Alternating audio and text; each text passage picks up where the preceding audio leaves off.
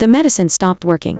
My skin burned, my wolf clawed for one impossible man, and every touch but Riven's felt empty. Then, at the moon ball, something sparked through me like fate finally waking. Why was the only face I saw his? I woke with heat between my thighs and Riven's name trapped in my head.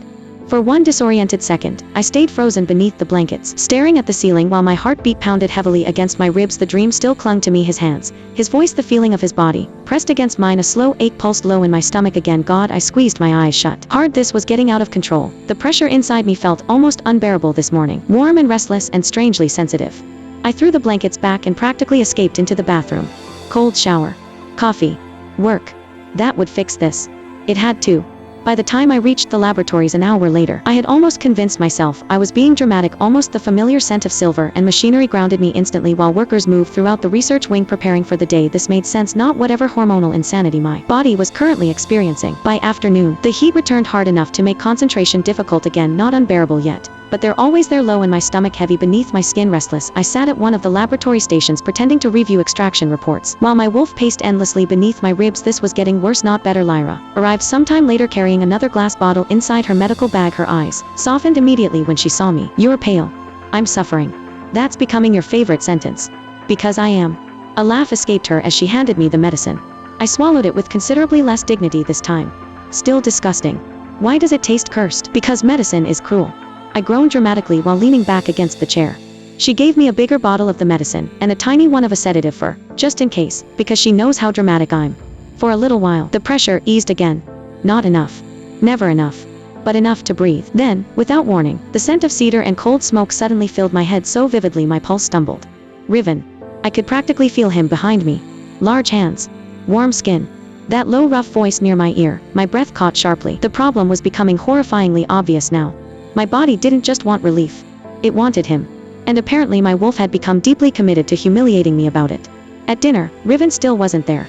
And this time, I knew it wasn't coincidence he was avoiding me. The realization sat heavily in my chest while conversation moved around me. At the table I noticed the empty chair, at the head of the table constantly, which was ridiculous. I barely knew him, so why did his absence feel louder than everyone else's presence? After dinner, I took another dose before bed, then another half dose an hour later. When the ache returned again, the medicine dulled the sharpest edge of it. But now the heat simmered constantly beneath my skin. No matter what I did, restless, demanding, wild, curled beneath blankets in the darkness of my room. I finally stared up at the ceiling in defeat. My body didn't react to every wolf, didn't crave every alpha, didn't lose control around anyone else, only him, always him. And somewhere inside Oak territory tonight, Riven was avoiding me just as desperately as I was failing to stop thinking about him. Sleep became impossible.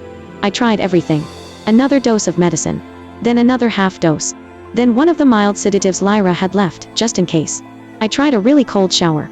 I tried to touch myself. My own touch felt numb. Nothing worked. The heat inside me had stopped feeling like simple pressure hours ago. Now it hurt, a deep aching pulse low in my stomach that kept tightening until my entire body felt restless beneath my skin. I tossed beneath the blankets again with a frustrated groan, before finally sitting up. Enough. If I stayed trapped inside this room any longer, I was genuinely going to lose my mind. The sedative made my thoughts slightly hazy as I pushed myself out of bed slowly. My thin nightgown clung softly against overheated skin while I dragged a robe over it and tied it loosely around my waist. Then I stepped into the hallway. The pack house was almost silent this late at night. I walked without direction at first, just moving, trying to breathe through the constant ache curling inside me. Soft amber light spilled across dark counters, and there, Riven stood alone beside the kitchen island, one large hand braced against the counter, a glass of whiskey near his other hand. He looked up the second I entered. Everything inside me tightened. Instantly, relief, desperation, want the worst possible thing for my heat should have been finding him here instead. Some horrible part of me felt calmer immediately just from seeing him. Riven went completely still as his gaze swept over me slowly. The robe, the flushed skin, the exhaustion written all over my face. His jaw flexed once. Amara. Just hearing my name in that low, rough voice made heat pulse sharply through me again. I swallowed hard. Hi.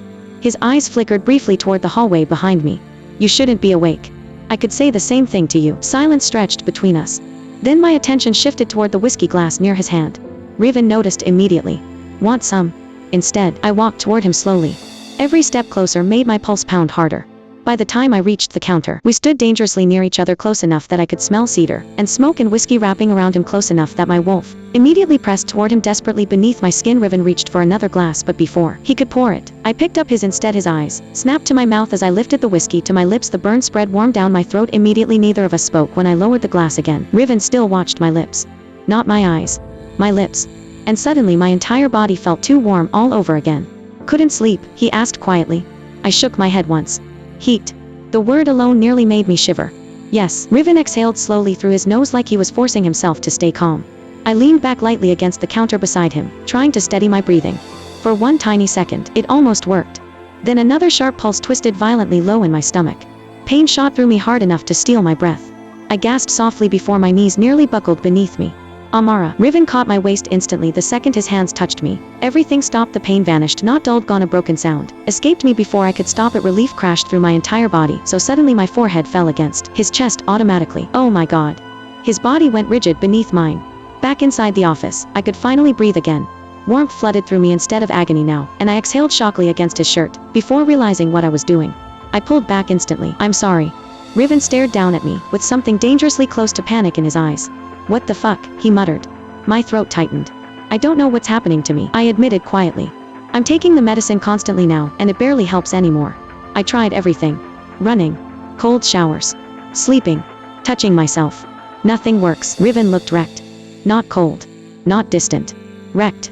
Like every word coming out of my mouth physically cost him something. And somehow that scared me more than the heat itself. When you touched me, I said carefully, the pain stopped. Silence. Heavy silence. Riven dragged one hand slowly across his jaw, before looking away briefly like he was trying to think through something impossible. You need sleep, he said finally. My laugh came out weak and tired. I would love sleep. His eyes closed briefly for 1 second. Like he was losing patience with himself. Then he looked at me again. Let me take you back to your room. The ache inside me pulsed uncertainly at the thought of losing contact again. But exhaustion won anyway. So I nodded softly. Okay. The walk back to my room felt strangely quiet. Riven stayed beside me, through the dim hallways without touching me again. But the moment we reached my room, and he stepped slightly farther away, the pain returned immediately, sharp enough to make me stop walking. A strained breath escaped me before I could stop it. Riven froze instantly. I pressed a hand against my stomach, mortified. It's worse at night. His expression darkened. Not angry. Concerned. Deeply concerned. The heat curled violently beneath my skin again, demanding him with humiliating desperation. Riven stared at me for one long second before dragging a hand through his dark hair roughly. Then he muttered something under his breath that I couldn't catch. Lay down. I blinked. What? Lay down, Amara.